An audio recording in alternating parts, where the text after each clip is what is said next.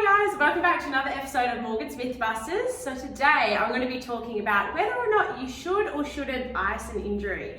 So for anyone who's ever injured themselves, the term RICE, so rest, ice, compression and elevation, has pretty much been the gold standard for how we treat acute injuries such as strains and sprains. So putting ice on something like a sprained ankle has always been thought to help reduce the harmful swelling to help promote healing. But the way that we treat injuries is actually constantly changing, especially as new research comes to light. So current evidence now suggests that this inflammation happening in the joint is actually a really important component of tissue healing, and that by applying ice to the site of injury may actually slow down recovery. To understand why this is the case, I think it's really important to understand what is happening more at a cellular level when tissue damage occurs. So let's just use a sprained ankle as an example here. You're playing sport with your friends, you jump up super high to try and catch a ball, and when you've started to come down, your ankle is not in the right position and you've gone and just clipped the edge and absolutely crunched it. Ouch. There's immediate severe pain at the time, maybe even a few tears shed, but after giving it a few minutes to settle down, you're able to walk it off. So as time goes on, the ankle starts to swell up and all of this bruising and discoloration appears around the joint.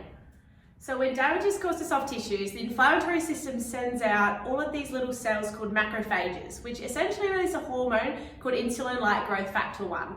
So their role is basically initiating that healing process by breaking down and absorbing all of that damaged tissue.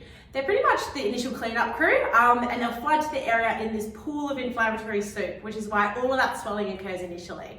So if we then go and apply an ice pack to that area and then just completely rest it and put it up and not move the ankle, well, we're pretty much preventing the body's natural release of growth factor and delaying the initiation of the healing process. So this is why optimal loading and really gentle, pain-free movement aids recovery just by stimulating more cell regeneration in the early stages. So resting that injury completely and putting some ice on it and completely avoiding movement will actually be more detrimental to recovery in the long term.